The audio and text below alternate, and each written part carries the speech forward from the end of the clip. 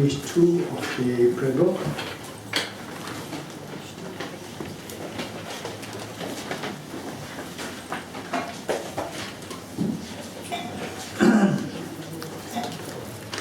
As said in proper motivation, which consists of 2 parts. The refuge field, what to visualize and how to visualize. Guru Shakyamuni, His Holiness the Dalai Lama, Araminchi Shri, Dharmadhatustava, Rupani, Aratara, and the author of the text which we are studying, Arjuna. And how to visualize them. They are like your mothers, very affectionate mothers. And you coming home with very deep sadness, and they are there to embrace you, to give you full love, affection, attention, care.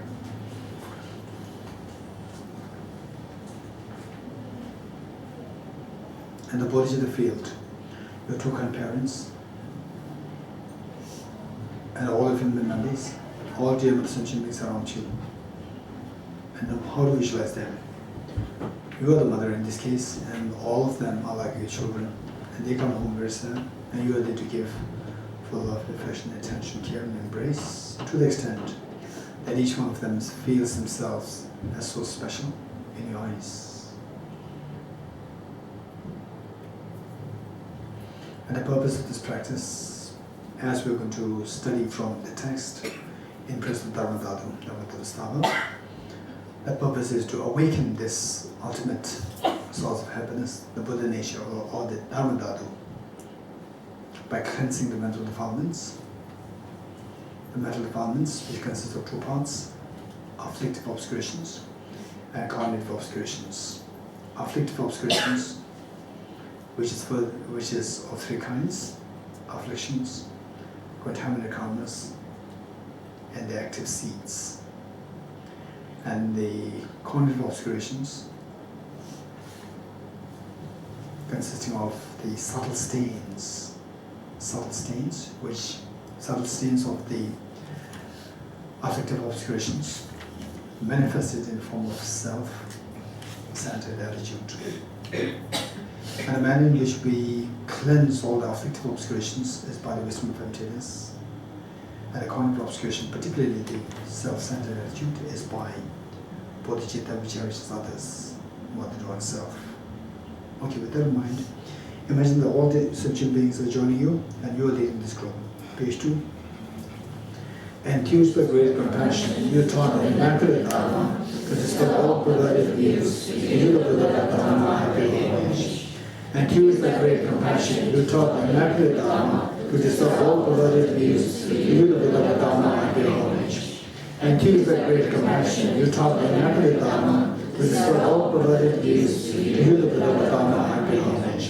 Independent origination, there is no ceasing, no rising, no annihilation, no permanence, no coming, no going, no separateness and no sameness.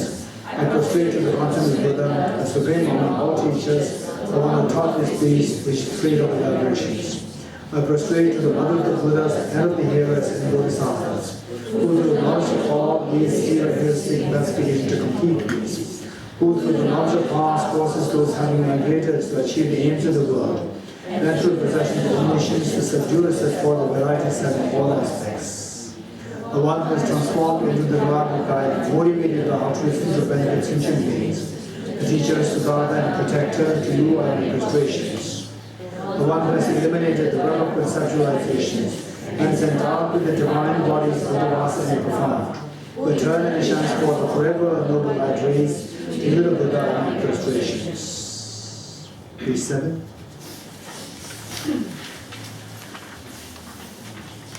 All phenomena arise from causes. The causes are taught by the Tathagata. The cessation of the causes is rare as taught by the great seer. Om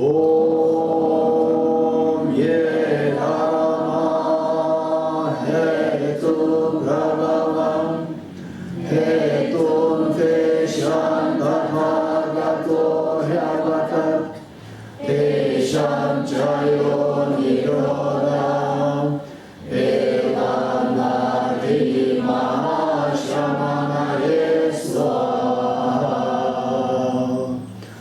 Om Ye Dharma Hetu Prabhavam Hetum Te Shantatagato Havatat Tesham Chayo Niroda Evam Vadi Mahashramana Yesvaha Om Ye Dharma Hetu Prabhavam Hetum Te Shantatagato Havatat Tesham Chayo Niroda Evam Vadi Mahashramana Yesvaha. All phenomena arise from causes. The causes are taught by the Dharmadhatustava. The sufficient causes as well as taught by the big sphere. I go for refuge until I'm enlightened to the Buddha, the Dharma, and the Sangha. By my accumulations and practices giving and so forth, may I become a Buddha to benefit all sentient beings. I go for refuge until I'm enlightened to the Buddha, the Dharma, and the Sangha. By my accumulations and practices giving and so forth, may I become a Buddha to benefit all sentient beings. I go for refuge until I'm enlightened to the Buddha, the Dharma, and the Sangha. By my accumulations and practices giving and so forth, may I become a Buddha to benefit all sentient beings.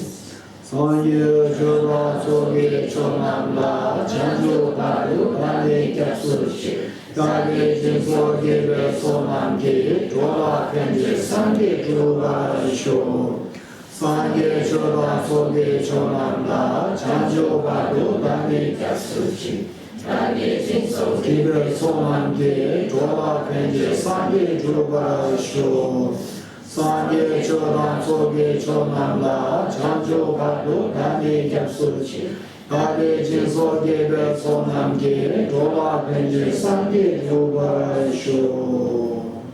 Page 17, Heart Sutra Mantra. Yata Om Gade Gade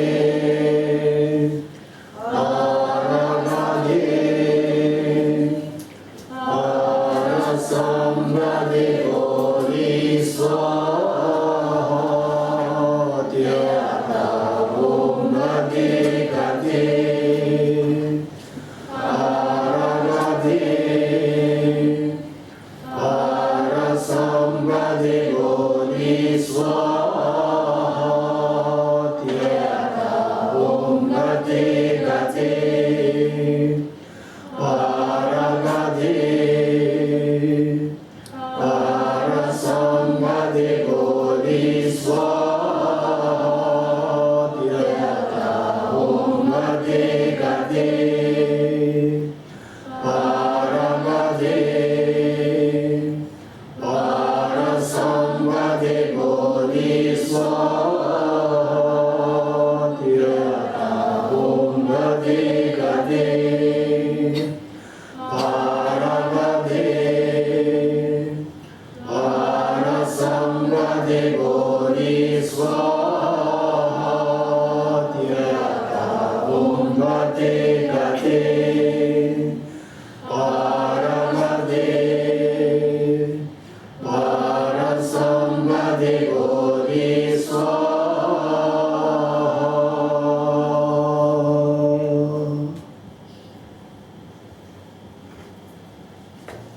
Okay. We'll do 5 minutes breathing meditation.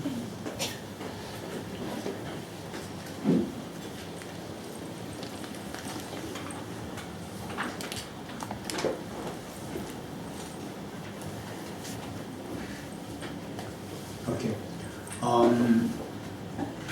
For this breathing meditation, 4 points to keep in mind. And with your busy schedule, with your busy jobs, this meditation would be very helpful. And even if you can do just 5 minutes a day, it can be very helpful. It can keep your mind, calm your mind down, and it can distress yourself, and so your mind will be more at ease. Okay. So this meditation, it has 4 points to keep in mind. One, the body posture. Most of you already know that. Okay, how many of you have never done a meditation before? Okay, vision is all. So the body posture, 2 things most important. One is body upright. Body should be upright. It should not be bent like this. Always upright. 1. And the eyes not closed. Eyes half open. 45 degrees cast down. So these are the 2 things which cannot be compromised. And for those of you who have no problem with the back, the knees like this, then don't lean against anything else. Sit upright. Okay. Should you have backache, the knee ache and so forth, then you can lean against the wall or whatever. There's no problem. Okay, this is one thing. Then number 2 is focal point. Focus your mind between your nose and upper lip. Should there be anyone who is new, then focus your mind between your nose and upper lip. So while you focus your mind there, multitasking. Multitasking meaning counting your breath. While you focus your mind there, count your breath. Don't follow the breath. Don't follow the breath. Oh, now the breath is here, now here. Don't follow the breath. Simply count breath. Breathe in, breathe out, 1 cycle. Breathe in, breathe out, cycle 2. Like this, you count the cycles. Okay, so this is the focal point. Number 3. Number 3 is identifying the errors of meditation, the mistakes of meditation. Errors, there are 2. Mental laxity and mental excitement. Where your mind starts scattering, that is mental excitement, and where your mind feels sinking. Your mind feels like lethargic, heavy, and inserviceable. So that is mental laxity. So these are the 2 errors. Now, point of form. Once you say, when these 2 things are there, then you must apply the remedies. Applying the application of the remedies is point number 4. The remedies 2-fold: introspection and mindfulness. Introspection is to keep an eye on your mind. Say if you lose your pet dog, then you go in search of the dog. Go in search of the dog, go in search of your mind. This is like the introspection. The moment you see your dog, the job of the introspection is done. Now is the job of the rope. Rope to tie the dog with the rope and bring it back and tie it to the pillar at home. So likewise, first you just see whether your mind is still on the focal point or distracted or in the relaxed state. And should you see that your mind is distracted or in the relaxed state, then the job of introspection is done. Now the job of the mindfulness. Bring the mind back to the intended object of the meditation. So these are the 2 applications of the remedies to overcome the 2 errors of meditation. Okay, with this in mind, we will do the meditation 5 minutes.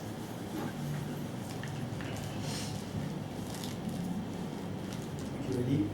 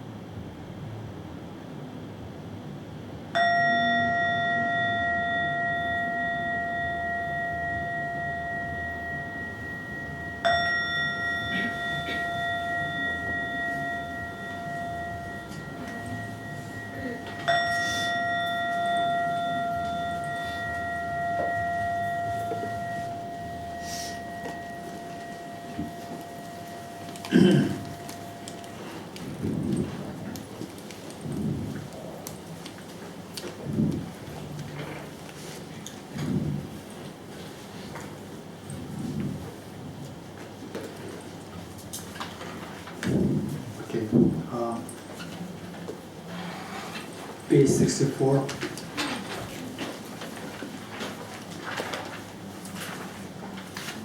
In praise of Dharmadhatustava. So this text is quite a heavy text, and we see that this text is divided into two sections. The one which talks about the Dharmadhatu. Dharmadhatu meaning Buddha nature. Buddha nature. Dharmadhatu. Dharma, the phenomena. Dhatu is the sphere of the ultimate expanse. Ultimate expanse. The sphere of ultimate expanse, or the same, the sphere, meaning the completion and the reality of the phenomena, the sphere of ultimate expanse. So the first one explains the Buddha nature, and the second half explains once you have this Buddha nature, then how to activate it. How to activate it. In the process of activating it, you go through this Gate, Gate, Paragate, Parasamgati, Bodhi, Swaha, following this path. And the 5 parts and the 10 grounds. Say the 5 parts and 10 grounds. Gate, Gate, the first 2. So there is to the part of accumulation and part of preparation. Paragate, what is part of Paragate? Part of seeing. Parasangate, part of meditation. So part of seeing and part of meditation combined together, we break it down into 10 bhumis, 10 bodhisattva grounds. Then bodhi swaha, right? So then explaining each of these bhumis. So they are in great detail explained here in this stanza, in this text. And we have 2 days, today and tomorrow. And what I would emphasize on is that first I will try to share with you as to what is this Dharmadhatu, what is this Dharmadhatu, what is this Buddha nature. Once we get a little clue about this Dharmadhatu, then as you read this, things will become very easy, right? Okay. So the Buddha Shakyamuni and later Arimathriya in Uttara Tantra, Sublime Continuum, written by Arimathriya. So there, the Buddha nature was explained. Buddha nature was explained with numerous examples. One of which was a person with the huge treasure underneath his ground, underneath his a simple hut or a simple place, and under the ground there's a huge treasure, big treasure there. And yet, as long as the person does not discover this treasure, the person might be might remain as a beggar, and with a very severe hardship of living. The moment he or she discovers this treasure, the person is no more a beggar. The person could be the richest person. So this is what we aspire for. Say longevity. We aspire for longevity, long life. We aspire for wealth. We aspire for good relationships with the other people. We aspire for a good place to live in. So why we need all these things is because we are vulnerable. We need material resources without which we cannot sustain our body, we cannot sustain ourselves. And we need, say, good people around you, with the bad people around you, then you feel threatened. Again, this is because of the vulnerability. And you need power. Without the power, you think that other people will abuse you. Again, you feel threatened. We see that we need all these things because we are so vulnerable. Now, what's the opposite of vulnerability? Where you're very strong. So, ultimate source of this strength, which we call as happiness, ultimate source of happiness is within us. It's not outside, it's within us. So for this we need to know this text in Praise of Dharmadhatustava. This is an amazing text, and this will inspire us. And particularly what I would say is that after learning this, should you have your friends who are going through depression, who are going through stress, and so forth, I would very much encourage you to see how you can slowly share this knowledge of in Praise of Dharmadhatustava with others, with your friends, with your relatives, and who are going through difficult times. Because many of the people, when they go through life difficulties in life, challenges in life, they become so demoralized and they just lose their spirit, they lose their hope. They feel the hopelessness, right? And then they give up. They give up on their life. Whereas, if you understand this in terms of Dharmadhatustava, then you see that no matter what situation I am in, the ultimate source of happiness is within me. Ultimate source of happiness which I have, and the ultimate source of happiness which the Buddha Shakyamuni has, by no means there is any difference, it's just the same. If you could feel that, and then the confidence will flare in you, will become manifest in you. And then you see that the happiness, the peace, the confidence, everything will come back to you. So with this, then you see a new light of hope for your life. So this is very precious. And see how much you can understand this. It's not just like telling stories. This is a real fact. So see how much we can explore this fact of the Dharmadhatustava that exists within each one of us. Okay. So last time I do remember that when explaining about the basis for a Dharma practice, we talked about the Buddha nature briefly in this class. So this Buddha nature, to make it very simple, so whenever we explain things or whenever we converse something, see how much you can understand it. So when you speak about Buddha nature, you must understand what you are talking about. This is so important. Don't just leave it as something abstract in the air and then seems like something is there. When you go to look at it, it disappears. Right? There must be something concrete in your hand. You must gain conviction in what you're talking about and what you're listening to. So for this, the example of the water, that will be best for us to understand the following stanzas of this text. Say, they do very dirty water. However dirty the water is, right? We can separate the dirts from the real water. Yes, no? We can separate the dirts from the real water. What does mean the real water? Don't worry about it. Simply remove the dirts. When the dirts are all removed, what is left? The pure water. Perfect purity. Incredibly pure water that's left. Right? So this pure water, where did it come from? From where? From outside? Or from where? From the dirty water?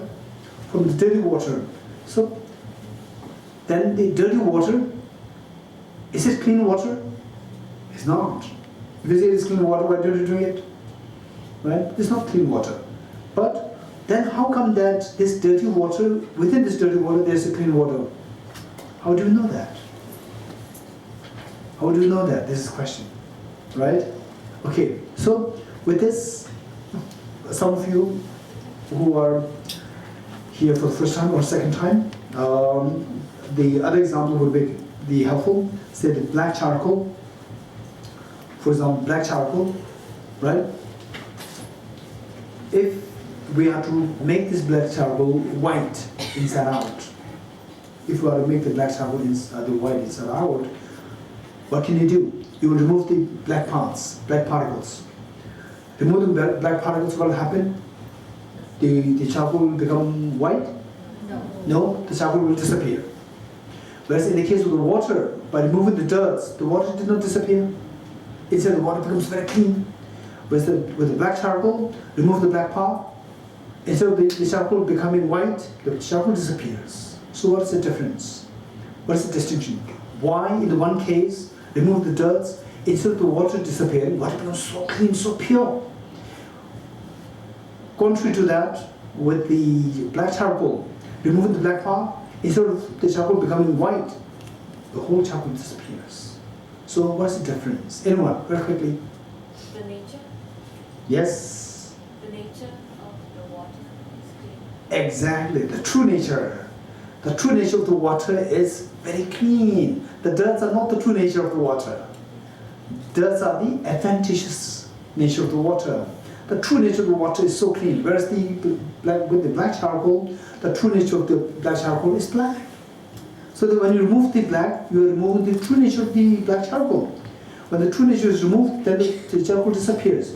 Whereas with the case of the dirty water, however dirty the water is, the true nature of the water, the dirty water is not dirty. Right?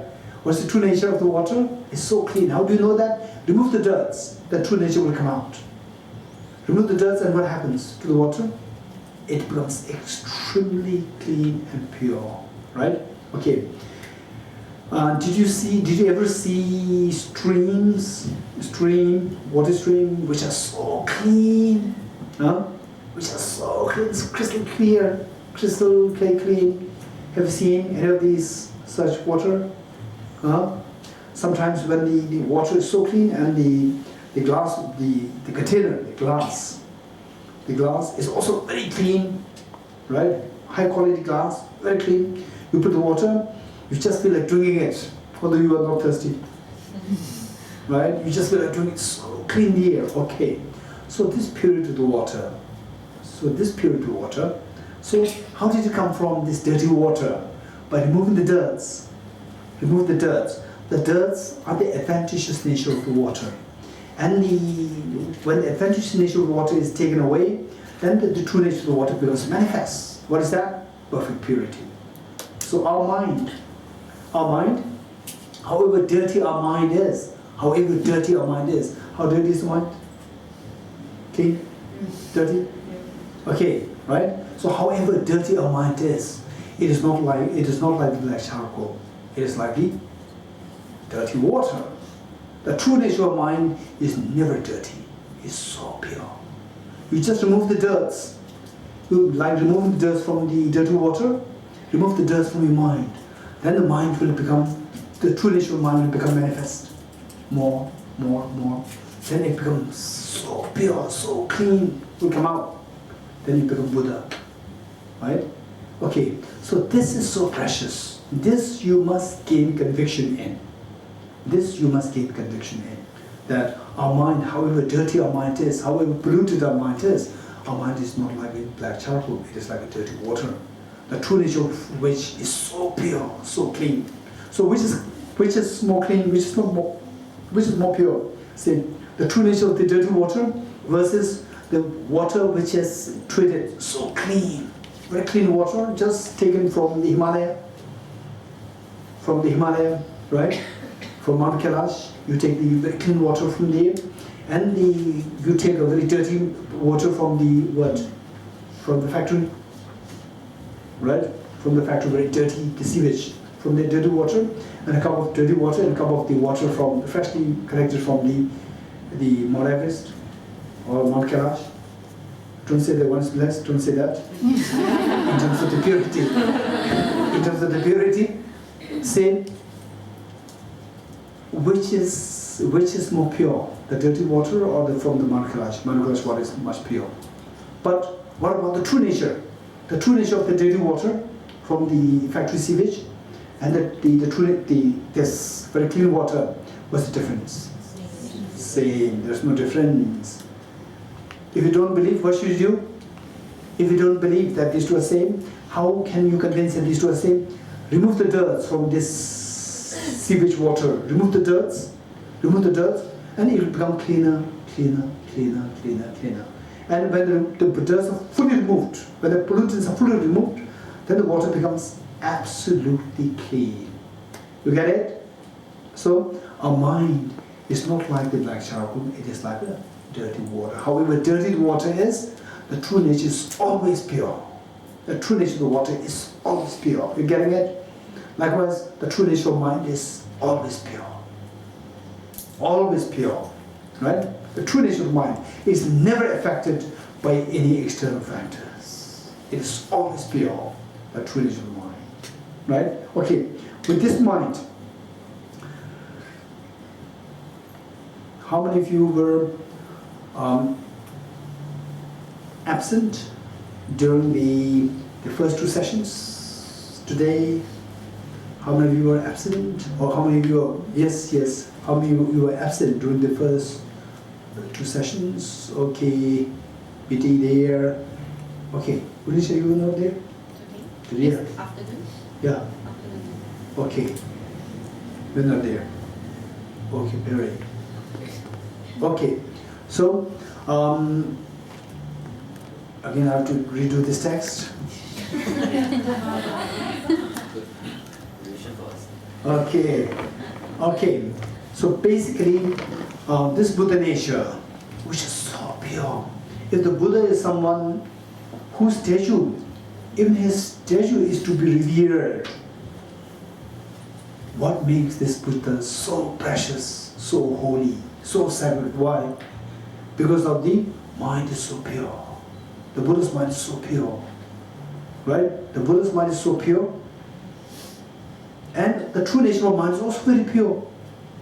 So if the Buddha is to be revered, the true nature of mind is also to be revered. Yes, no? Right? This is very true.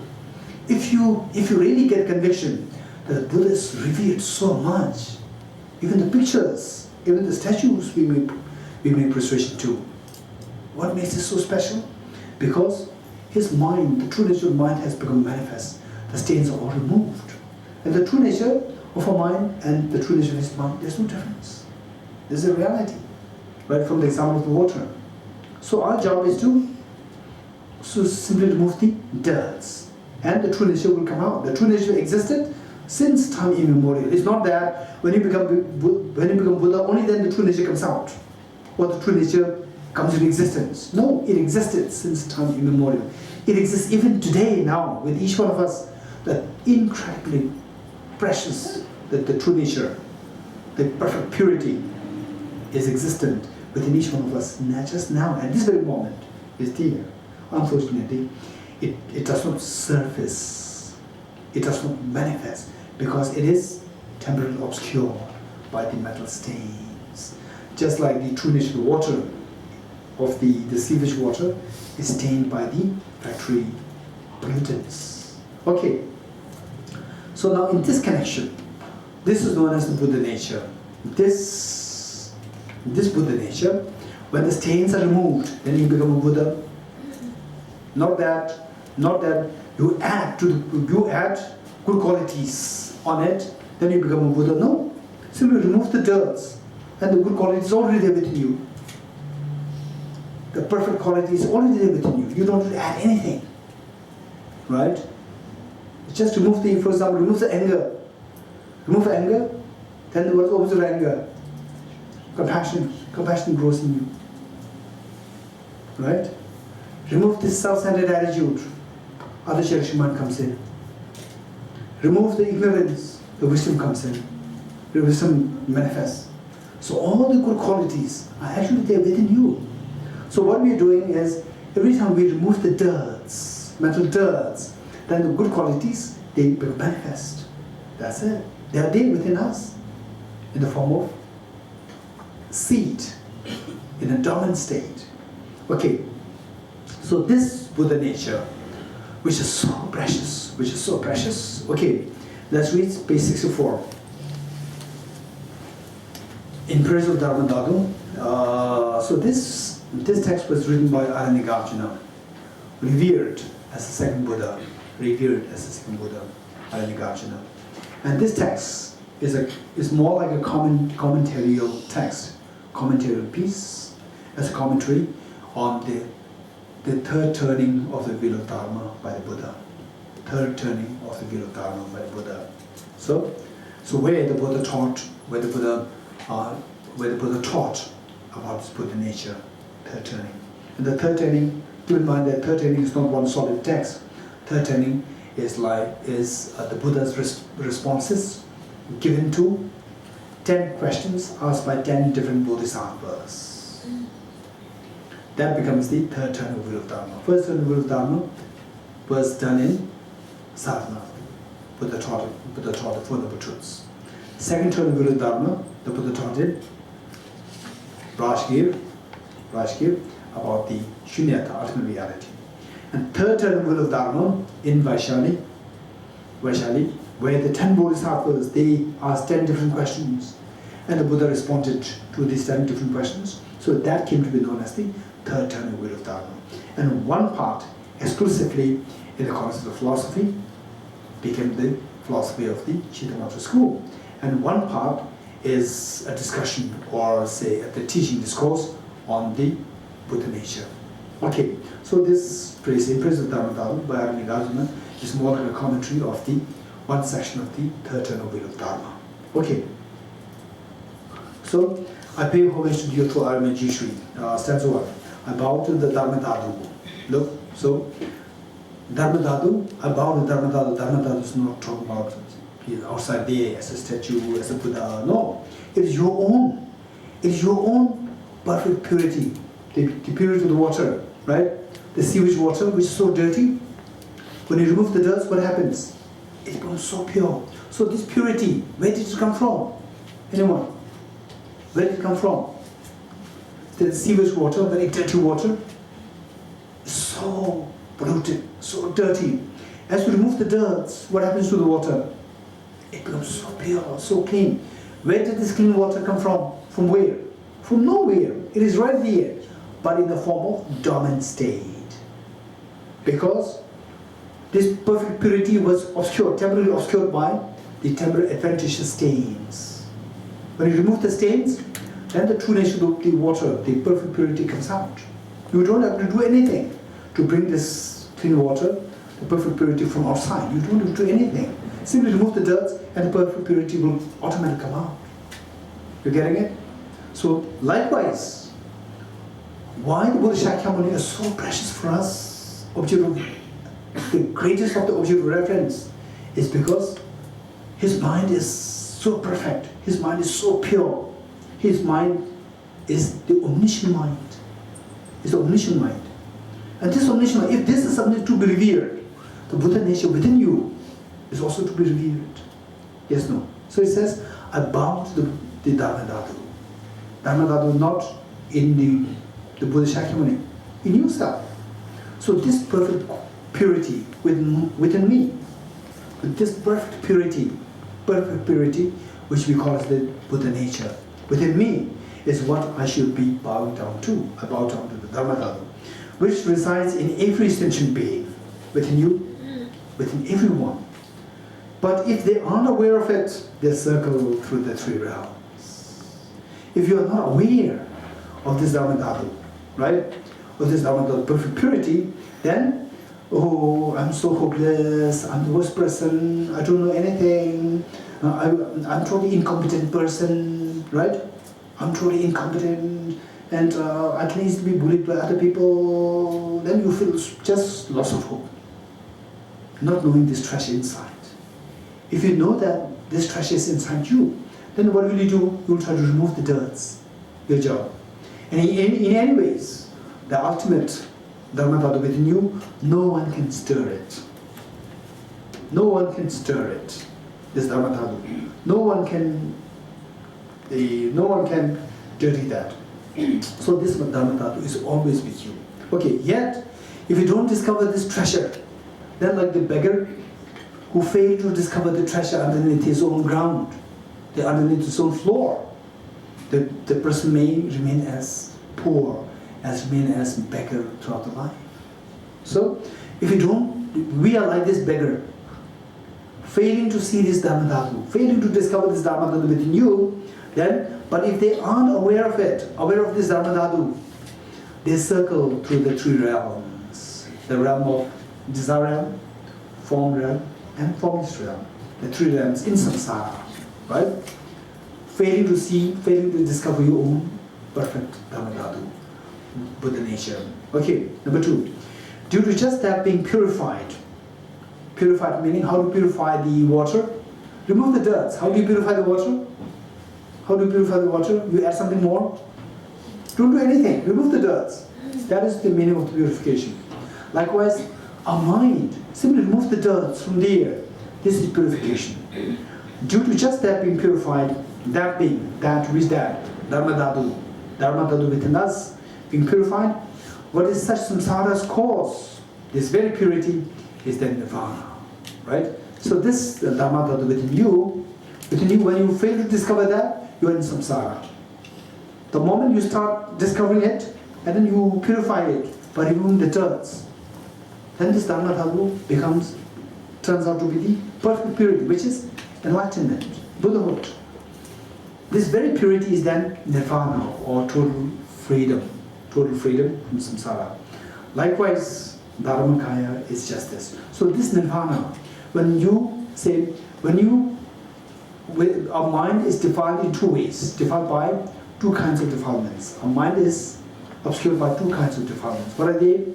Afflictive obscurations and cognitive obscurations. Okay, so afflictive obscurations and cognitive obscurations. So in simple terms, afflictive obscurations meaning say in terms of say what you've learned from the various teachers, from the various books, in terms of the attainment. How many kinds of attainments are there?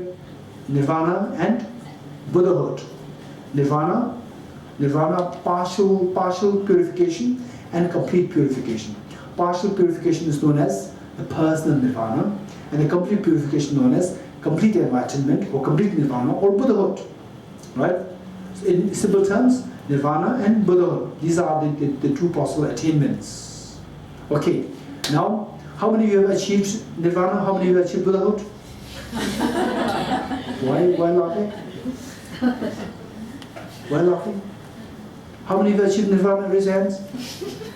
Oh, how many of you have achieved Buddhahood? Okay, if you have achieved any of these 2, you will not come here. 100%. You will not come to this class. Right? Okay. So which means that we have not achieved any of these 2. But you have this in a dormant state. The Buddha nature is within you. The purification is within you. Perfect purity is within you. What makes you not have it now? Because these 2 are obscured by these stains, metal stains. So the stains which are responsible to obstruct you from achieving nirvana is known as afflictive obscurations. The stains which are responsible for obstructing you from achieving Buddhahood is known as cognitive obscurations. You getting it? Okay, how many stains are there within you? Afflictive obscurations and cognitive obscurations. What makes you not achieve nirvana now? You have the seed, you have the potential, but why don't you achieve nirvana at this point? Because we have some afflictions, some defilements. What is that defilement known as? Afflictive obscurations. And maybe you're Buddha then. If you're not achieved nirvana, maybe you have achieved Buddhahood. No, of course. Why not? You have the seed of the Buddhahood, but you are not a Buddha now. Why not? Because there's a set of mental defilements which obscure us from becoming Buddha. What is that defilement known as? Cognitive obscurations. So our mind is obscured. This Buddha nature, incredible treasure of happiness that exists within us is temporarily obscured by the 2 sets of defilements. One is known as the afflictive obscurations, and the other one is known as cognitive obscurations. Now, when you remove the afflictive obscurations, then you achieve what? Nirvana, right? So actually, what is that nirvana? Something new certificate coming to you from the government? No, it is a partial purification that happened. Say, the radiance or the good quality within you, the purity of your mind, partially it gets exposed. The purity of this mind becomes partially exposed, right? Partially the purity comes out. That is known as nirvana, but it's not fully exposed. So when it becomes fully exposed, then it is known as Dharmakaya. You are a Buddha. Okay, so it says, number 2, due to just that being purified, what is such samsara's cause, this very purity as the nirvana at one point. With the partial purity, it is known as nirvana. With the complete purity, likewise, Dharmakaya is just this. With the complete purity, when the mental defilements are purified completely, then it becomes, this is known as, that purity is known as Dharmakaya. When the purity is partially purified, that is known as nirvana, right? Okay. So therefore, this purity is so precious, yes, no? And this seed of purity is within you or not? It's within each one of us, with all of us, If you could see that, then a deep feeling of confidence can come in us. It's just a matter of your effort. And of course, in order to apply the effort, we need to have the direction. We must meet with, correct teachings to see the direction as to how. First of all, to know that such an incredible treasure exists within us. Number 2. Number 2, how to unravel that. Number 2. Okay, stanza 3. While it is blended with milk, butter's essence appears not. Likewise, in the afflictions mix, Dharmadhatu is not seen. Okay. So now, this Dharmadhatu, or the Buddha nature within you. This Buddha nature is of 2 kinds. What are they? Proliferating Buddha nature and the proliferating Buddha nature and natural Buddha nature. Proliferating Buddha nature and the natural Buddha nature. Proliferate, which keeps growing, proliferating Buddha nature and the natural Buddha nature. Okay, proliferating Buddha nature in Tibetan is known as Gyurik, Gyurik, G-H-A-Y, G-Y-U-R-R-I-G, Gyurik. And the natural Buddha nature is known as Rangshin-Nerik, R-A-N-G, S-H-I-N-G, S-H-I-N, Rangshin, N-A-Y-R-I-G, Rangshin-Nerik. Gyurik and Rangshin-Nerik. Gyurik is the proliferating Buddha nature, and Rangshin-Nerik is natural Buddha nature. Okay. What's the distinction? We need to know the distinction, right?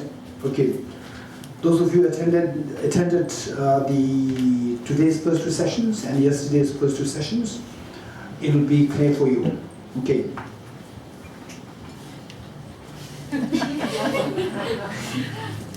Okay. So those of you smiled, those of you laughed, which means you have attended the first 2 classes. Okay. Say, in simple terms, when you look at it, what do you see? Flowers. You see the flowers. And then if you look at the same object through an electron microscope in its most refined form, at this point, what do you see? You will see atoms, right? Imagine that you are looking at it through an electron microscope. So as you look at it, keep fine-tuning the electron microscope. Initially, you will see the flowers, then slowly fine-tune that, and slowly you start seeing the cells, which constitute the flower, and through further fine-tuning the electron microscope, then you will start seeing the nucleus of the cell, cytoplasm, cell membrane, mitochondria, chromosomes. You will see these things. Through further fine-tuning the electron microscope, then you will see the molecules which constitute the cells. Then through further fine-tuning the electron microscope, then you will see the atoms, right? So at this point, atoms, electrons, protons, neutrons. So let's say atoms. You can go further. Okay. So now imagine that you are looking at it through electron microscope. What are you seeing now? What do you see? Huh? You are seeing the emptiness of the flower. You are seeing the atoms. You are seeing what? Some of you can say you are seeing the atoms. Some of you can see that the flower disappeared. Right? Okay. Now, let's say that you are the same person looking at the same object in two different ways. One through your naked eyes, another through your electron microscope. Right? Okay. So, looking at the same object pertaining to the flower. Now I'm very specific. The flower. Right? You look at it. Okay. With your naked eyes, what do you see? You see the flower. Now I'm talking about the flower. I'm not talking about the atoms. Now you look at it through electron microscope. What do you see pertaining to the flower? Emptiness of the flower. The flower disappeared. You just see the atoms, and none of the atoms is the flower. None of the atoms is the flower, right? So you are seeing the emptiness of the flower. The flower disappeared. Okay, so we see that. Now imagine that there are two groups, you and me. I'm looking at it through my naked eyes, and you're looking at it through electron microscope. We are looking at the same object. We are looking at the same object. So what do you see? Emptiness of the flower, meaning the flower disappears. Yes, no? Okay, those of you who are coming here for the first time, just raise your hands. Who are coming here for the second time? Third time? Okay, second time, third time, and first time? You just tell me. Imagine that you are looking at it through electron microscope. What are you seeing? You're seeing atoms. Yes, no? Oh, good. If you're seeing atoms, what happened to the flower? The flower disappeared. Very good. Okay, just very briefly, in such short time you got it. Amazing. Wow. My teachers will be so happy. Right? Okay. So, when you look at it through your naked eyes, you will see the flowers.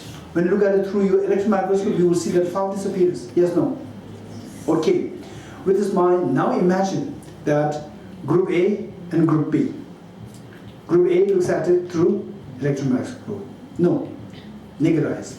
Group B looks at it through electron microscope. Right? Group A, what do you see? The same object. What do you see? The flower. Group B, what do you see? Emptiness of the flower. You getting it? Okay. Are these two the same thing or two different things? The same thing. I'm asking, what is this? And you said this flower, you said this emptiness of flower. Right? It's the same thing. It's the same thing. And you see that in two different ways. You getting it? Likewise. Now instead of the flower, I bring say future of the mind. Okay. Okay, say I bring the mind. Say this is the mind. Instead of the flower, I bring the mind. I bring the mind. Now some of you, the group A looking at it through the naked eyes, group B look at it through let's say a very funny electron microscope which can see the mind, right? Okay, so group A sees what? Sees mind. Group B sees emptiness of the mind. You getting it? Are you looking at the same object or you are looking at two different things? Same object. The same object. And what you are looking at, what are you seeing group A? The mind. Mind is impermanent or permanent phenomena? Mind is impermanent phenomena. Right? Mind is impermanent phenomena. Mind can proliferate. Yes, no? Mind can proliferate. Say, if you have, what is the degree of compassion? Intense, or maybe small, or maybe to what extent, X. If you keep meditating on it, then the compassion will proliferate. Yes, no? So the mind can proliferate. So this mind, which has the perfect purity of the mind, which because it is impermanent phenomena, and through practice it can keep proliferating it. So group A, what you are seeing is proliferating with the nature. Group B, what you are seeing is what? You are seeing what? You are seeing what? Group B? Emptiness of the mind. Emptiness of the mind is permanent phenomena, impermanent phenomena. Hey, group B. Emptiness of flower, emptiness of the mind, is it permanent phenomena or impermanent phenomena? Okay, how permanent? Anyone? How can you say that emptiness of the mind is permanent? Anyone? Yes, Sunanda? It is not substantial and does not go under change. Or it does not. It's not substantial. It does not have substance. One. Therefore, it doesn't undergo change moment by moment. Okay, how can you say that it does not have substance? Emptiness of the mind. It does not have a substance. So before we conclude, it doesn't matter. Particularly those of you who are attending this for the same class, session 1, 2, 3, 4, 5, 6, 7, 8. Don't worry, right? So I already listened to this 100 times, right? So keep in mind, okay, particularly the newcomers, you may feel that, oh, I don't know all these things. Okay, it's very easy. Okay, let me say, okay, what is in my hand? Huh? Nothing is there in my hand, right? Now, how many things are there? One. Now, how many things are there? Nothing. And particularly those who are who are so innocent. Tell me, how many things are there? Nothing. Right? Okay, is there a pen? The pen is there? I'm not a magician. Is there a pen? No pen. Absence of the pen is there? Yes. Absence of the pen is there? Yes. Oh, yes, something is there. Something is there? No. Absence of pen is something or not? No. Well, it's not something. It's not existent. Oh, absence of pen is not existent. Well, absence of pen is impermanent or not? Well, absence of pen, is it existent or not? Is it characterized or the characteristic? Absence of pen, is that a phenomenon or not? It's not a phenomenon. It is what can be known by mind. What can be known by mind is the characteristic of that phenomenon. Absence of the pen. So absence of the pen is the characterized. What can be known is the characteristic. Okay, to make it simple. I met Maggie 2 years ago, 3 years ago. She already heard it so many times. Right? So those of you coming here, don't feel intimidated. Well, right? It's very simple. Let's say that all this in my hand, there's nothing here, right?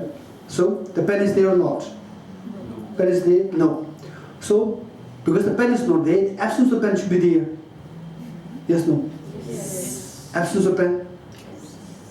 Absence of pen. There's no pen there. This is not philosophy. Absence of pen is there. Right? Okay. The pen is not there. Pen is not there, is there? Okay. So let's say that when you say absence of pen is there, absence of tiger is also there. Right? Absence of flower is also there. So many things are there.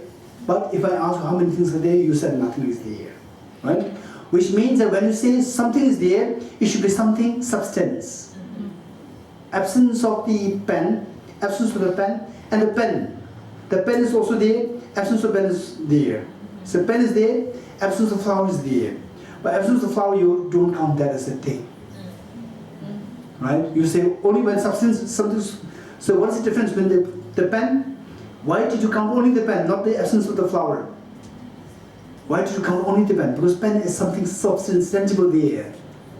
So you count only those things which are something tangible. You're getting it? So, and the absence of the flower is not tangible. It's not tangible because it does not have a substance as an identity. It does not have a substance. Because it does not have a substance. There is no substance there which undergoes change. Because there is no substance there which can undergo change. Because there is no change, it is not impermanent. If it is not impermanent, it is known as permanent. What's the opposite of impermanence? Permanent. It should be permanent then. Permanent does not mean something lasting for long. It simply means something which is devoid of change. Why devoid of change? Because devoid of substance. Because there is no substance which undergoes change. You getting it? So absence, just as the absence of the flower is permanent, all absences are permanent. Absence and emptiness, these two are the same word, yes, no? These are the same words. Absence of objective existence. Absence, emptiness of objective existence, these two mean the same? Yes, no? So, just as the absence of the flower, absence of the flower is permanent, absence of objective existence is also permanent. Absence of objective existence is known as emptiness. Emptiness is permanent. You getting it? Okay. Now, once you understand this, now look, where is it? Okay. This is the mind. Group A, Group B. Group A sees what? You've forgotten now. You see mind? Group B sees what? Emptiness of the mind. So emptiness of mind is permanent or impermanent? Permanent. Right now, I'm happy your sound is increased. The volume is increased. I'm very happy. Okay. So the mind is permanent or impermanent? Impermanent. Because it is impermanent, there should be a substance there. Because it is substance there, because it's a substance, there's a potential for proliferation. Right? So the mind, this true nature, the true nature of this mind, in the form of the mind, this is known as the proliferating Buddha nature. Whereas the emptiness, other side, you look at the same thing, Group B sees this as emptiness of the mind. Emptiness of mind, it does not have a substance, yes, no? Again, emptiness of substance, does it have emptiness of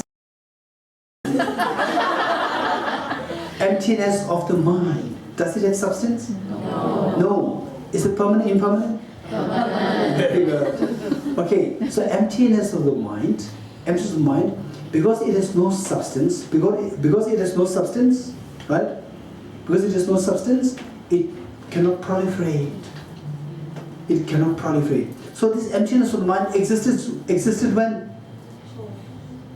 Emptiness of mind, it existed since when? Since beginningless time. Since the mind existed, right? Nobody created that. Whereas the mind, the second moment of the mind is created by the first moment of the mind. Yes, no? Yes. Whereas the emptiness of mind, it does not have the first moment which creates the second, because there's no substance there. Right? Because it has no creator there, it is naturally existent. So this emptiness of mind is known as natural Buddha nature. Not the proliferating, natural. Natural meaning something which is not created by any cause effect.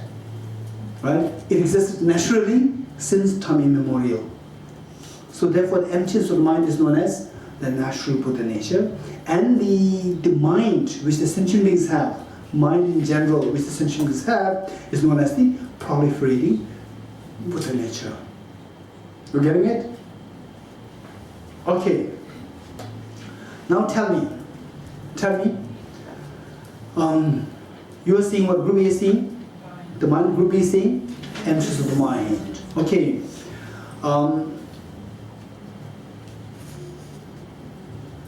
Now tell me. Okay. Say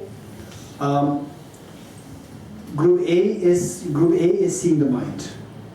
Group A is seeing the mind, right? And Group B is seeing the emptiness of the mind. Okay. Which of the two is more precious? Emptiness of the mind or the mind? Which is more precious? Emptiness of the mind. Because when you see the emptiness of the mind, then the real peace is experienced. Real enlightenment is experienced. Because real enlightenment should be understood in the context of the emptiness of the mind.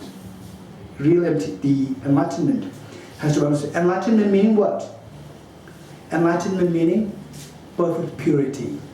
Perfect purity where you are least affected by external conditions. You getting it or not?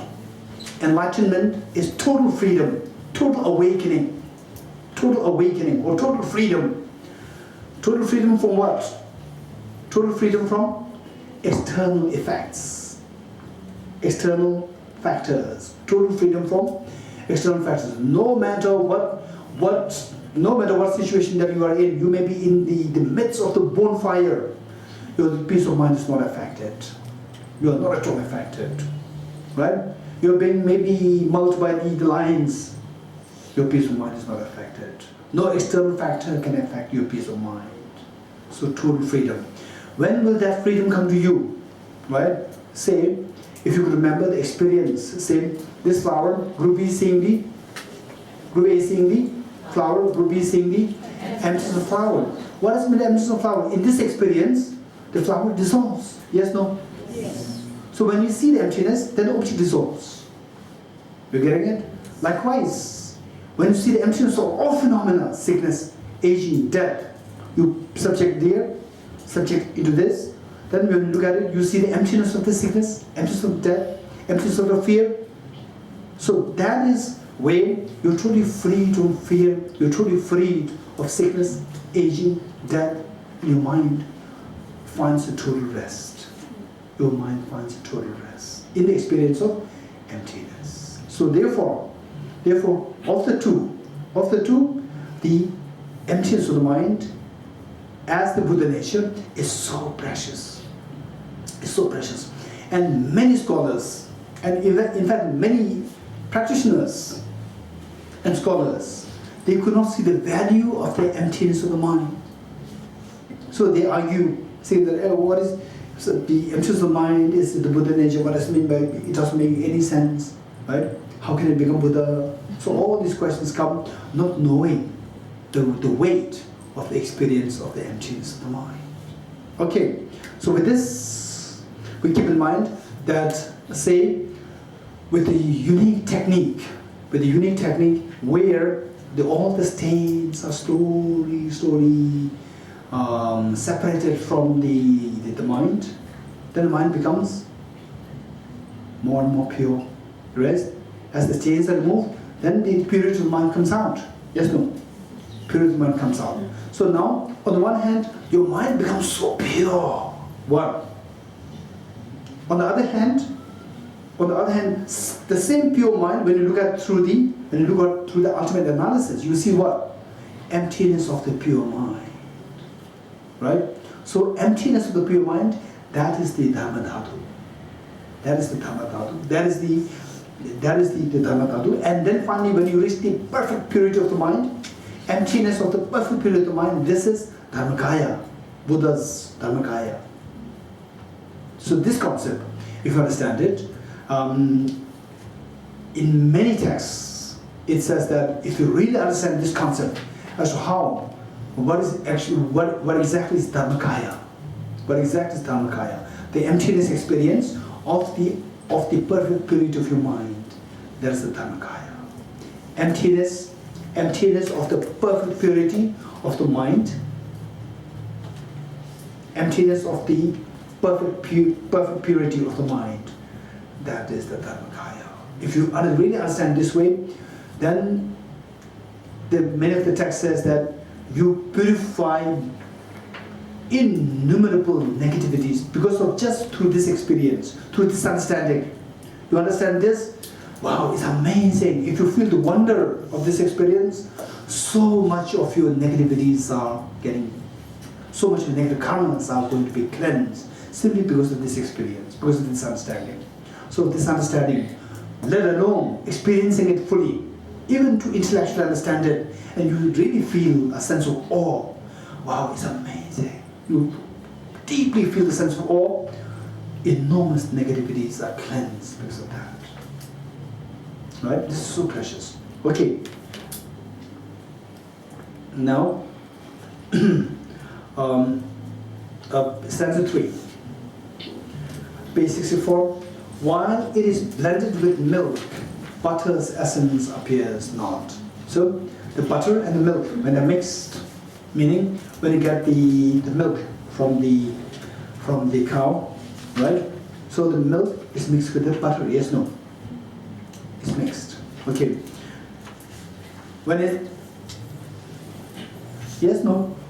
Yes. Right? Some of you may say yes, some of you may not be aware of that. Once a young boy was told that a cow passed by that boy, and the father told the boy that this is the cow from which you are getting the milk. And the boy said no. The boy said no. This one, I don't get the milk from this. And then the father asked him, where do you get the milk? I get it from the bottle. Because he had no clue of how the milk comes. Because every time the mother maybe brings that milk from the what? From the store, right? In a bottle, not with the cow. So therefore he thought that it's coming from the bottle, not from the cow. So likewise, maybe there are one or two. Okay, right? Actually, the milk comes from the cow, sheep, goat, like this, right? Okay, so when you first have the milk from the cow, fresh milk, so the milk and the butter, these two are mixed. So the butter is the analogy for the Dharmadhatu, the Buddha nature, and the milk is the analogy for the metal dirts. So the metal, when the Dharmadhatu is mixed with the metal dirts, then the Dharmadhatu is not seen. When the butter is mixed with the milk, the butter is not seen. While it is blended with milk, it, referring to the butter, is blended with milk, the butter's essence appears not. Likewise, in the afflictions mix, Dharmadhatu, when mixed with afflictions, Dharmadhatu is not seen. The perfect purity is not seen. It is there, but we don't see that. 4. Once you have cleansed it from the milk, once you remove the milk, the butter's essence is without a stain. Then the butter's essence comes out. The butter comes out. Just so with the afflictions purified, when the afflictions are removed, then the perfect purity of Dharmadhatu comes out. The Dharmadhatu becomes stainless. 5. Just as lamb that's sitting in the oil, this 5, 6, 7. Very important, 5, 6, 7.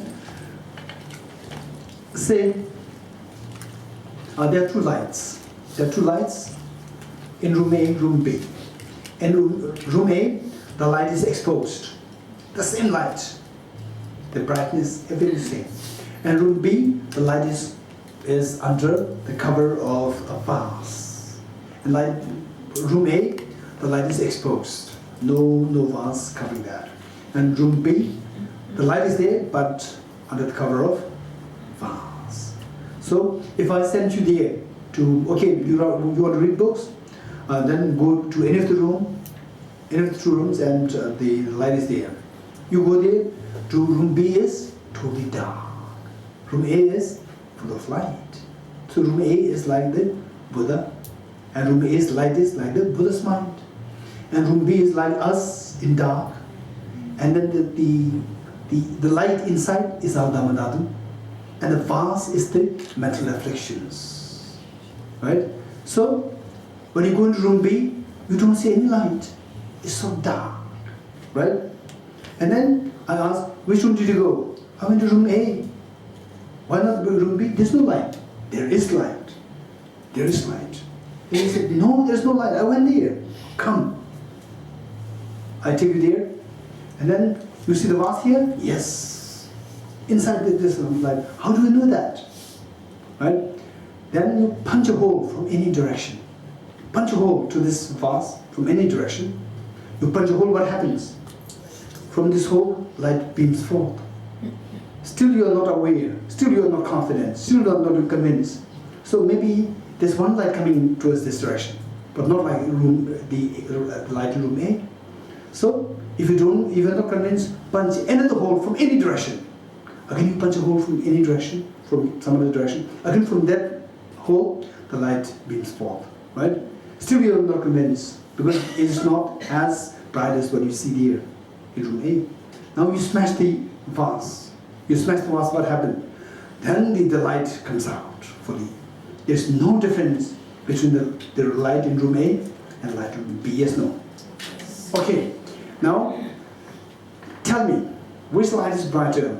Light in room A or light in room B under the cover of the vase? Which of the two lights is brighter? Same, there's no difference. But why in room B, this light is not coming out? Because it is covered by the vase. It is obscured by the vase. So the Dharma Dhatu within us is the light within the vase. The Buddha's mind is like the light in room A, fully exposed. Just as the two lights, there is no difference in the brightness. The Buddha's mind and our Dharma Dhatu, there is no difference in the perfect purity. There's no difference. So why then we are not pure? Because it is, this light of the Dharma Dhatu is obscured by the vase of the afflictions. Yes, no? So what should we do?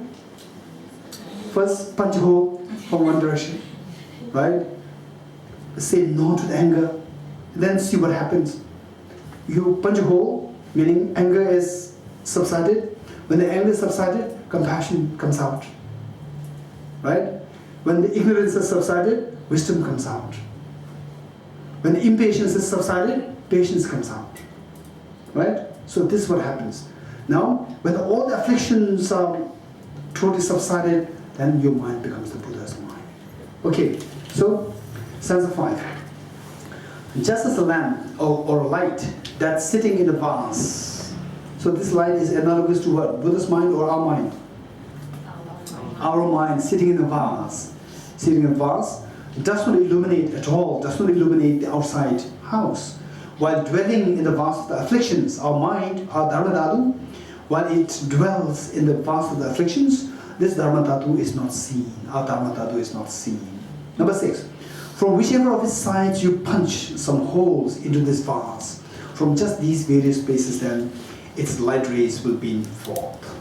Once the Vajra Samadhi, the wisdom of emptiness, Vajra Samadhi meaning the final wisdom of emptiness. The final wisdom of emptiness. Once the final wisdom of the emptiness has completely smashed this vase is analogous to the mental defilements. And the mental defilements will be smashed altogether by the counterforce. What is the counterforce? The wisdom of emptiness. So the ultimate wisdom of emptiness, once the Vajra Samadhi, the ultimate wisdom of emptiness, has completely smashed this vase of the afflictions to the very limits of all space, this light will shine just everywhere. Right? So this is the Dharma Dhatu, the precious Dharma Dhatu, which exists within each one of us. Okay, number 8. Unarisen is the Dharma Dhatu and never will it cease. So this Dharma Dhatu which exists, it exists within you or not? Yesterday or today? It came when? Today, yesterday? Since time immemorial. It existed within each one of us since time immemorial. There was no time when it began. It began since beginningless time. So which means that because it existed since time immemorial, it never arose freshly from nowhere. Unarisen is this Dharma Dhatu. Why unarisen? Because it existed since time immemorial. And never will it cease. And this Dharma Dhatu, however defiled our mind is, however polluted our mind is, however corrupted we may turn out to be, this Dharma Dhatu will never cease. This light inside the vase will never die. It is so brilliant there. At all times, without afflictions, at all times, the true nature of this Dharma Dhatu always remains so pure, untainted by afflictions. At all times, without afflictions, stillness through beginning, middle, and end. Stanza 9.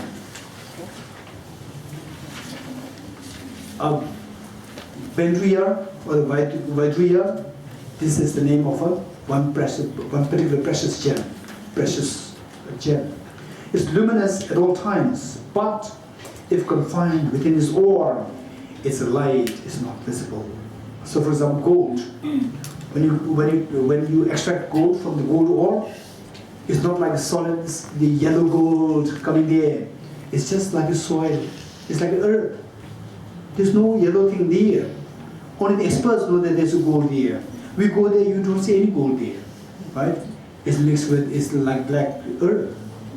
So when you mix with from the ore, when you see the gold, which has the nature of shining, but when mixed with the ore, mixed with the soil, the shine is not there, the gold is not seen. Number 9, Vaidriya or Bandriya, the precious gem, is luminous at all times. The nature of this precious gem is so luminous, but if confined within its ore, its light is not visible, the luminosity is not seen. Although the true nature of this gem is luminous, but when mixed with the, when in its ore or when mixed with the earth, the luminosity is not visible. Number 10, just so the Dharmadhatu, free from stain, our Dharmadhatu which exists within us is so pure since the beginning of this time, is so pure, free of stain. One is obscured by the afflictions. When there is mixed with afflictions, in samsara does not shine its light. When it is mixed with afflictions, then we are samsaric beings, and this Dharmadhatu does not shine. The true nature of the Dharmadhatu shines, but because of it is being obscured, it is not shining. In samsara doesn't shine its light, but in nirvana it will be. Nirvana meaning what? When the afflictions are removed, then the true nature will come out, it will start shining. 11. If this element exists through a work, we will see the purest of all gold. Without this element, despite our toil, nothing but misery will be produced. This is so precious. So this stanza can help us if you, your friends or anyone feels the loss of hope in your life, right? And feeling so depressed, and as though like nothing is really coming right, falling in place, then you think of this stanza. It says that if this element of the Dharmadhatu exists within you, then through your effort, through your work or through your effort, we will see the purest of all gold, the purest of this Dharmadhatu can be seen. Without this element of the Dharmadhatu, say you see that the gold experts, this is a gold, then they dig some earth, then take the earth. It's what? It's just black earth, right? And you think that, oh, gold comes from the earth. Then you see any black thing, then you take it, and you dig it, and then you take, there's no gold there. Because what you extracted, it has no element of the gold inside. But what experts took out, there's element of gold inside. We could not make the distinction, but experts can make the distinction. Likewise, if we don't have this Dharmadhatu, if we don't have this Dharmadhatu, then it is like extracting another earth, thinking that there's gold inside it, and then all your efforts will go into vain. Whereas, if there's element, if there's Dharmadhatu, then it's like the experts taking out the gold ore, and although it seems to be no gold there, but taking this, and then they separate the gold from the soil, then the gold comes out shining. So it says that, stanza 11, if this element exists, element of, for example, element of gold exists with this ore, which is so dark, earth, through our work, we will see the purest of all gold coming out when the separation is done. Without this element of gold there, like we take some earth, then despite our toil, despite our enormous toil and the hardship, nothing but misery will be produced. What? The waste of your energy is the result. 12.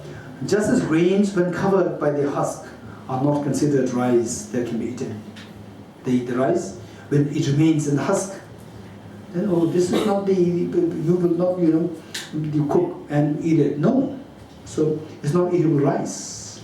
Just as grains, when covered by the husk, are not considered rice that can be eaten. While being shrouded in afflictions, it is not named Buddhahood. So, the beautiful Buddha, the Dharmadhatu that we have, the Buddha nature that we have, when this is mixed with afflictions, we don't call that Dharmadhatu as Buddhahood. Right? Buddhahood. 13. Just as rice itself appears when it is free from all its husk. When you remove the husk, you don't have to do anything. The rice will automatically come out. You remove the husk, and the rice will come out. The Dharmakaya clearly manifests once it is free from afflictions. Remove the afflictions, then the Dharmakaya becomes manifest. 14. Banana trees don't have a pith that's used as an example in the world. But their fruits, their very pith, and all their sweetness we do eat. Just so when samsara without pit is released from the afflictions, peel, its fruition, Buddhahood itself, turns into nectar for all beings. Okay, say we are samsaric beings. We are samsaric beings. And if, say, we and His Holiness the Dalai Lama, right, two people are there, everybody will rush to His Holiness. You will be left alone, right? Because we are just ordinary, and He is very special. Right? Why? Why He is special? Why we are ordinary? Because our Dharmadhatu is mixed with afflictions. Our Dharmadhatu is mixed with afflictions, and His Holiness Dharmadhatu is manifest. So it becomes so visible, so everybody goes there, right? So it is like, say, the banana trees don't have a pit. When the banana tree grows, when it grows, the stem, without the fruit coming out, the stem, you just look at it inside, it's just hollow inside. The stem, you break it, you cut it into pieces, just break it half, split it in half, you said it's hollow inside. There's no pit, there's no essence inside. Banana trees don't have pit. That's used as an example in the world. But the fruits, and then slowly, although it's hollow inside, but then when it starts giving the fruit, everybody enjoys the fruit. Likewise, we, the samsaric beings, we are like the banana trees without the fruit. Right? Then, I don't want to be with you. Then whereas, when the fruit grows out of that, when the afflictions are removed, then what happens? Then the Dharmadhatu becomes manifest. Dharmadhatu becomes manifest. Then everybody will see you as very special. 15. Just so when samsara without pit, we are in samsara, without any essence there, something meaningful there, is released from the afflictions peel, when the afflictions are removed, then its fruition, then what happens? The Buddhahood comes out. Its fruition, Buddhahood itself, turns into nectar for all beings. Okay. 16. Likewise, from all the seeds there are fruits are born that match their cause. By which person could it then be proved that there is a fruit without a seed? So, when the fruit comes out, when the apple fruit comes out, this is an indication that what? Apple seed has preceded this fruit. Yes, no? When the apple fruit comes out, when a mango, you are expecting a mango coming out and the apple comes out, which means that earlier seed that you planted, you thought that you planted a mango, but you planted apple seed, right? So the result will tell you what the seed preceded. Okay, so it says, likewise from all the seeds there are, fruits are born that match their cause. The fruits should match their cause. For example, say, likewise, when we, through a concerted effort, when we achieve enlightenment is like the fruit, is like the mango fruit, delicious mango fruit. When the delicious mango fruit comes out, what is it? What is it indicative of? Indicative of the fact that the mango seed was planted before. There was a mango seed before. Likewise, when we become Buddha, this is an indication that the seed of Buddhahood was present within us earlier when we were in samsara. 16. Likewise, from all the seeds there are, fruits are born from that match their cause. By which person could it then be proved that there is a fruit without a seed? So we cannot prove that the fruit is there without a seed preceding. In other words, what it is saying is that for any fruit, a corresponding seed should precede. 17. This basic element, which is the seed, is held to be the basis of all dharma. So this dharmadhatu which we have, the perfect purity, when it is mixed with afflictions, then in totality, dharmadhatu becomes dominant, and the afflictions they dominate, then it will take you into samsara. The same thing, when the afflictions removed, it will take you into nirvana and Buddhahood. Okay, 17. This basic element, which is the seed, is held with the basis of all dharmas, like samsara, nirvana. Through its purification, step by step, the state of Buddhahood we will attain. 18. Spotless are the sun and the moon, but obscure. Say, How many of you, in Singapore, sometimes the weather is foggy? Yes, no? Never? Wow. Huh? Haze is there. Okay, but no foggy? Haze. When it becomes when there is, the haze is very thick, do you see the sun? You don't see the sun.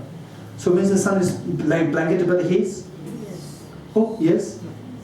You just say this is the haze and the sun is above that. Right? Right? When you penetrate the haze by aeroplane, you go above the haze. Do you see the sun, or the sun is blanketed by haze? Sun is not blanketed by the haze. The haze is below the sun, right? The sun is forever bright. There was never a time when the sun was blanketed by the haze. No. We see that as blanketed by haze because of our failure to be close to the sun. Right? Okay. So it says, spotless, stanza 18, spotless are the sun and the moon, but obscured by fivefold stains, like the haze, obscured by the fivefold stains, metal stains. These are examples are given. Clouds. When the cloud is there, you don't see the sun. When the smoke is there, you don't see the sun. The mist, the Rahu's face, and dust. Rahu's face is, say it is the, what happens during the solar eclipse? Solar eclipse, what happens? The sun and earth, in between there's a moon. In between there's a moon, right? So it is explaining the same. Okay, what about the lunar eclipse? Lunar eclipse, what happens? Shadow of the earth obstructs the moon. So the sun is here, the moon is here, earth is in between. So the earth is facing the sun and the shadow is cast on the moon. Right? Okay. So in the earlier times, it is said that there is this demon by the name Rahu. So this demon is eating the moon. Actually, the shadow is cast, you don't see the moon. So slowly, the moon is initially visible, slowly the shadow is cast more, then it becomes darker, as well as the moon is being eaten up slowly. Right? So what earlier times, what is believed to be making this moon smaller is there's the Rahu who was eating it. Okay, so Rahu's face, dust, the dust obscures the sun and the moon as well. 19. Similarly, the luminous mind, this Dharmadhatu within us, this Dharmadhatu, the Buddha nature within us, the luminous mind. The luminous mind is what? The natural Buddha nature or the proliferating Buddha nature? Natural Buddha nature or the proliferating Buddha nature? Proliferating Buddha nature, very good. Now, luminous mind, it should be mind. Mind is impermanent phenomenon, is it? Proliferating. So, similarly, the luminous mind, like the sun and the moon, is obscured by the fivefold stains like what? The desire, malice, laziness, excitation, and doubt. So these five, they obscure, they stain or they obscure this luminous mind. 20, okay, the 20 is very important. 20, 21. 20, 21, then we'll stop here. Okay, 20, 21. Okay, say you have a garment, and the garment is a fireproof garment, which cannot be burned by fire. And if it so happens that this garment falls on the mud, then it becomes very dirty, very muddy, right? And then you can put it on, so you want to wash it.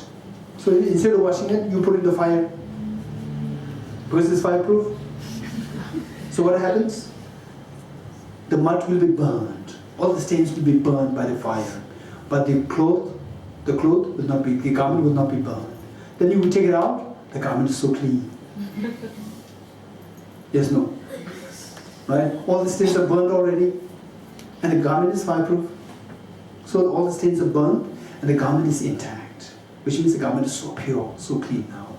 So likewise, this garment is analogous to our mind, the Buddha nature, Dharmadhatu.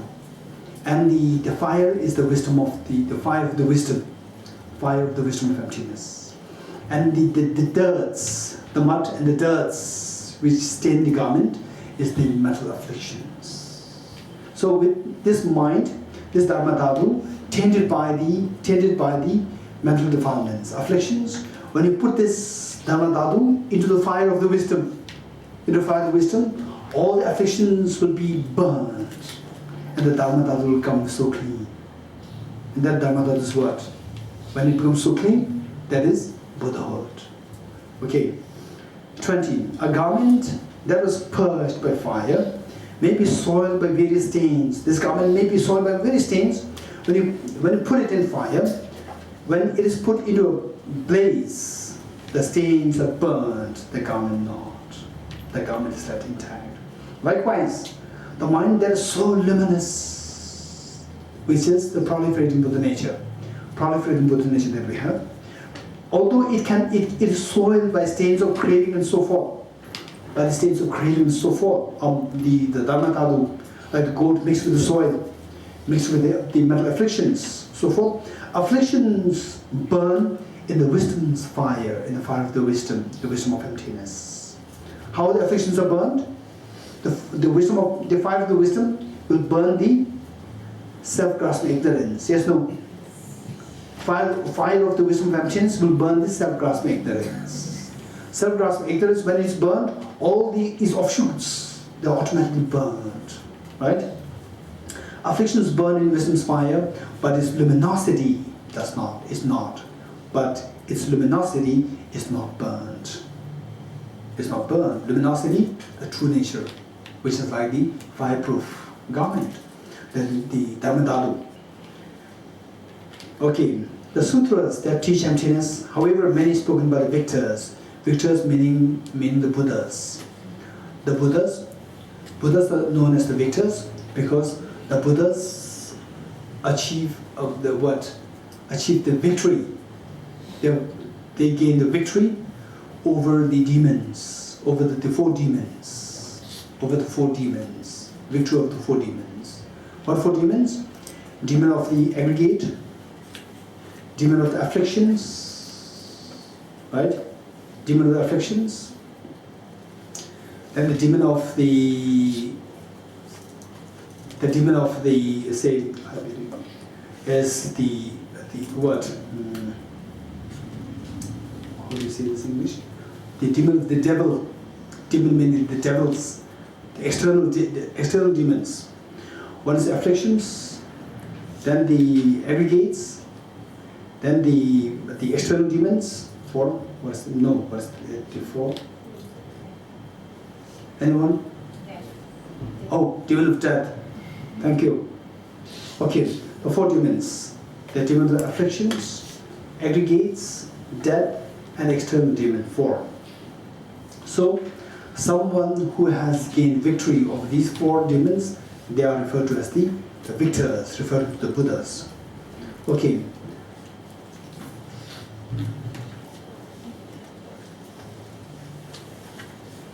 Uh, 22. The sutras that teach emptiness, however many spoken by victors, they all remove afflictions but never undermine this dhatu. Right? So the sutras, when we study about emptiness, we study emptiness, we reflect on emptiness, and we meditate on emptiness. So with these three efforts, however many spoken by victors, meaning that this emptiness, the very profound experience of emptiness, taught by all these Buddhas, the victors, this experience of emptiness, what will it do? It will remove all our afflictions, mental stains, but it will never this wisdom of emptiness will not undermine this dhatu, this Buddha nature. Okay, we'll stop here.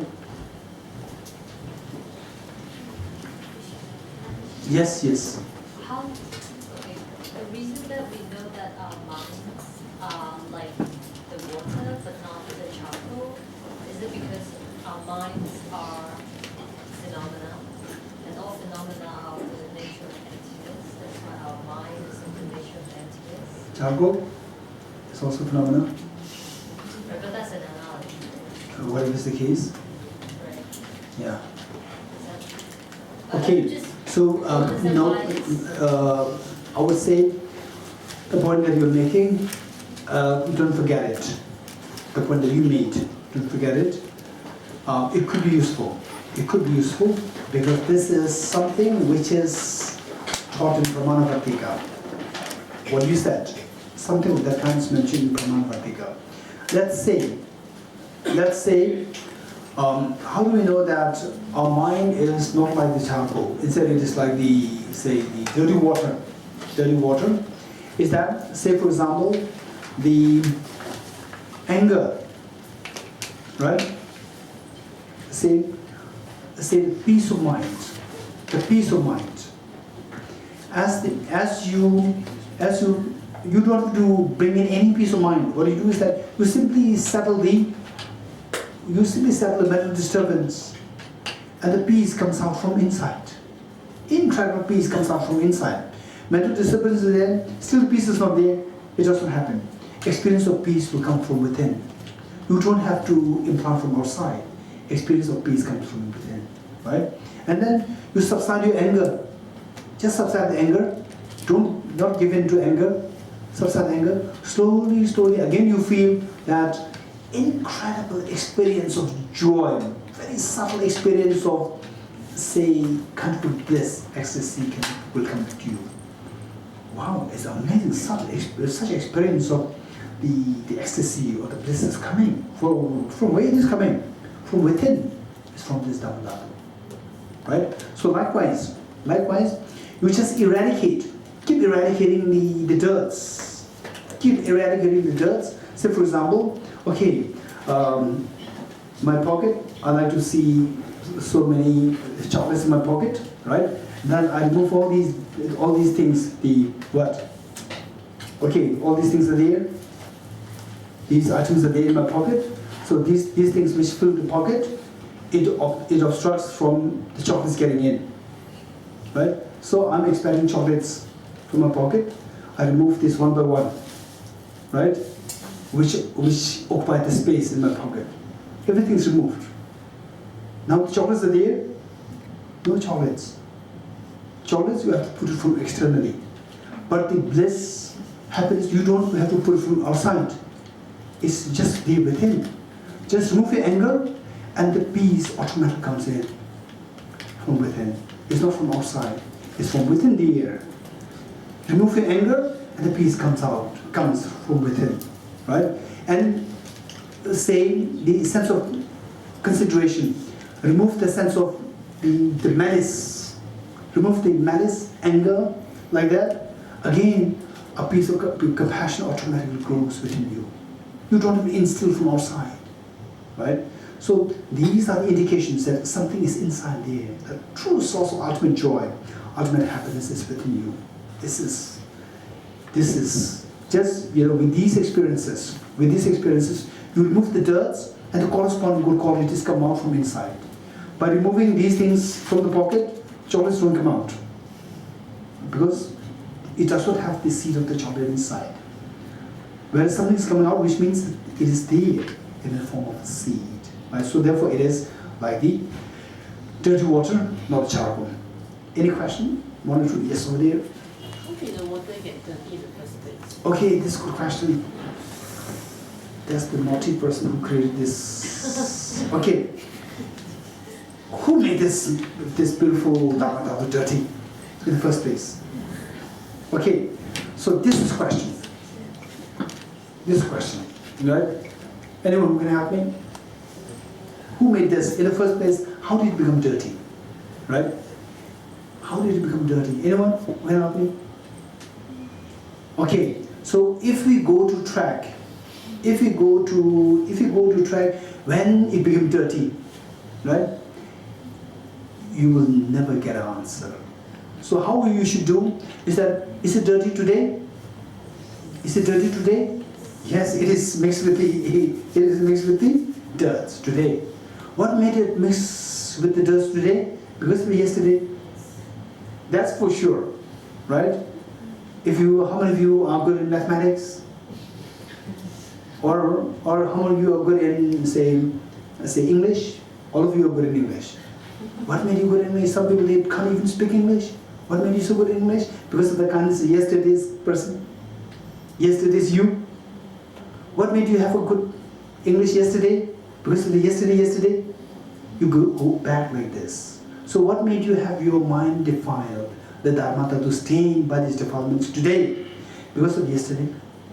Why yesterday? Yesterday. You go like this. Why in this life? Previous life. Right? Why previous life? Previous life. You go like this, then you will see that there's no, you can track ad infinitum. Track back ad infinitum. It will go ad infinitum. It will never stop anywhere. So which means, in other words, our mind is defiled. This Dharmadhatu is defiled by these metal stains. Sins begin in this time. This is an answer. How did you get stained? Okay. This is a good question. How did you get stained? Meaning, okay, this is a good question. But say, there are so many ways of getting stained. There are so many ways of getting stained. One, say, how many of you like the vegetable bitter gourd? Okay, very good. How did you come to like bitter gourd? The first experience you remember? The first experience of bitter gourd, do you remember? Was it tasty? Not tasty. How come that you like it later on? The cook was good. Okay, if the first cook was so good, then you like from the day one. Yeah, the first cook not good. What I'm saying, the first experience with me was terrible, the bitter gourd. The first time I had the bitter gourd, it was terrible. It was so bitter. Then I tried to just remove this uneasy, the taste or the feeling inside. I tried to eat to nullify that. I tried to eat the tomatoes. Even the tomatoes also bitter. It made everything bitter, right? Then slowly, then I started to like bitter gourd. This is exactly what happened to almost 99% of the people who like bitter gourd. First experience was terrible, right? So how did you come to like it? Through false conceptualization. Oh, this is good taste, and this will help the sugar problem, diabetic. So many labels are given. When the labels are given, this is good. Good means what? Good feelings coming in you. So bitter gourd, the good feeling is attached to it.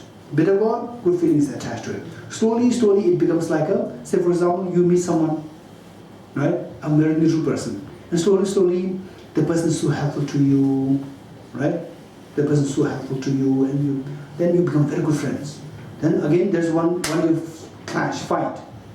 One day, fight, and then next day you see the person like devil, right? So earlier you see the person, there's a very pleasant feeling coming in you.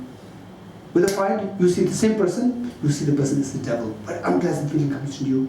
So the feelings, pleasant feelings, they pull the stains. The pleasant feelings. With the pleasant feelings, automatically attachment arises towards the pleasant feeling. What creates pleasant feeling? Say, this flower actually is not the flower, it's the pleasant feeling coming to you. But you think that I'm feeling pleasant because of this flower. As actually no, it's because of the pleasant feeling going inside you. You fail to see that, you see that as coming from the flower. Then you start feeling attached to the flower. That is the state. Okay, good. Maybe one pressing question if you have. Yes. Why you say mind is a substance where we can't really see mind? Oh, that's a good question. Okay, how can we speak about the mind as the substance when we don't see the mind at all in the first place? This is a good question. Okay, to be very direct, it is more in line with philosophy. In line with philosophy or the psychology.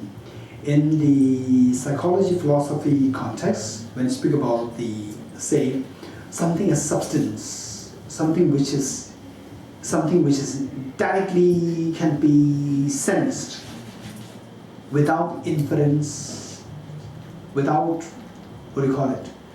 Inference, or what other word? Without, you understand inference? Which means that you don't have to infer through something. Right? For example, oh, there's a fire, there must be fire there because there's a smoke there. From the smoke you infer the presence of the fire. This one is inference. Whereas, oh, there's a flower there because there is, no, you don't have to say because, it's very direct. So anything which you can directly see, anything which you can directly experience, that is, in the philosophy context, is known as having a substance. Whereas the absence of the flower in my hand is not directly seen, right? So you simply, explicitly, you reject the flower. This is how you say that I see the absence of the flower. There is no object there to be seen as a flower, right? So the mind, unlike the absence of the flower, the mind is something which your own mind can experience it directly. So because that your own mind can experience it directly, anything which can be experienced directly by a valid mind is known as having substance. This is in philosophy terms. One last question if you have. Okay, if not, anyone? Maybe upstairs? Okay, if not, we'll turn to the quick direction, page 309. Page 309. With the wish to free all beings, I shall always go for refuge to the Buddha, Dharma, and the Sangha until I reach full enlightenment. Inspired by wisdom and compassion, to gain the Buddha's presence, I dare demand a full awakening for the benefit of all sentient beings. I go for refuge to the triple chant, I confess the negative beliefs individually, I rejoice in the virtues of all the beings, I hold the precious Buddha in my heart. As long as space remains, as long as sentient beings remain, until then I too remain to dispel the mysteries of the world. The path of the union of emptiness and compassion is loosely explained by the protector of the Dharma and beings of the snowland. You are the lotus moon that dancing Gyatso, we supplicate you that your wishes are fulfilled spontaneously. May the operations of evil thoughts and deeds of the negative forces of humans and non-humans who have led through perverted prayers against the teachings of the Buddhas be truly vanquished through the power of the truth of the three jewels. Throughout my future lifetimes, may I always be guided by Adam and usually and be able to uphold the Dharma in general and the teachings from dependent origination in particular, even at the cost of life.